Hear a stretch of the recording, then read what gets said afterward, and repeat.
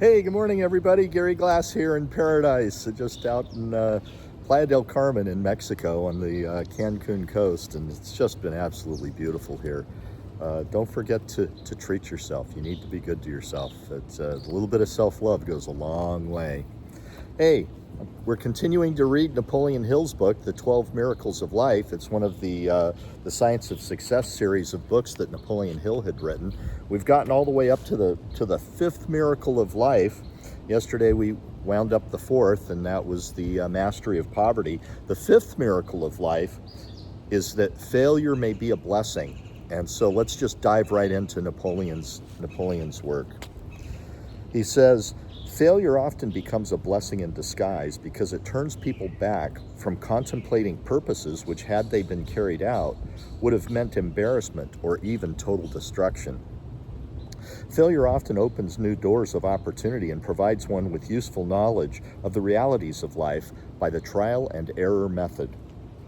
Failure often reveals the methods which will not work and cures vain people of their conceit. Failure of the British armies under Lord Cornwallis in 1781 not only gave the American colonies their freedom, but probably saved the British Empire from total destruction in World Wars I and II.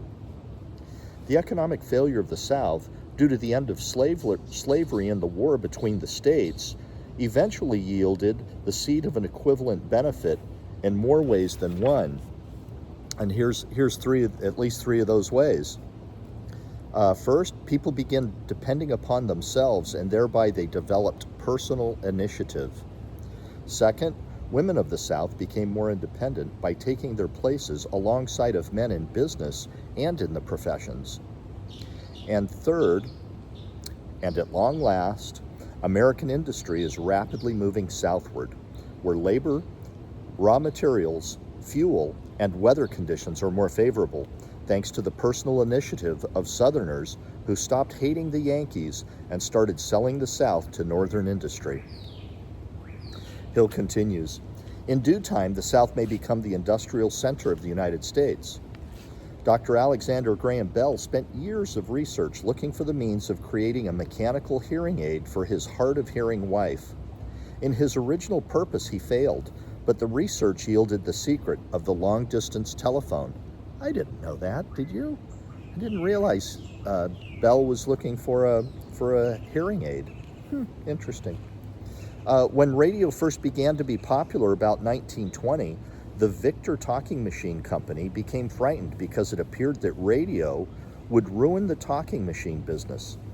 The chief engineer of the Victor Talking Machine Company discovered in the principle of radio itself the means by which better recordings could be made, and from that discovery was born a demand for talking machines such as the company would never have known without this discovery. Thomas A. Edison's first major failure came when his teacher sent him home from school after only 3 months of schooling with a note to his parents saying that the lad had an addled mind and could not take education. This so shocked Edison that he began acquiring an education in that school known as the University of Hard Knocks, and through that schooling became the greatest inventor of all time. Also, Edison's hard of hearing might have been considered by some as a failure of major proportions, but Edison adapted himself to it in such a way that he had developed the power to hear from within through his sixth sense. And this perhaps was a strong factor in his ability to uncover so many of nature's secrets in his business of inventing. So a beautiful way to get started in this fifth chapter on how failure may be a blessing. And we'll have some more examples as the days go on. So I hope everyone's having a fabulous day. God bless you, God bless me, God bless us everyone. We'll see you soon. Be well now. Bye-bye.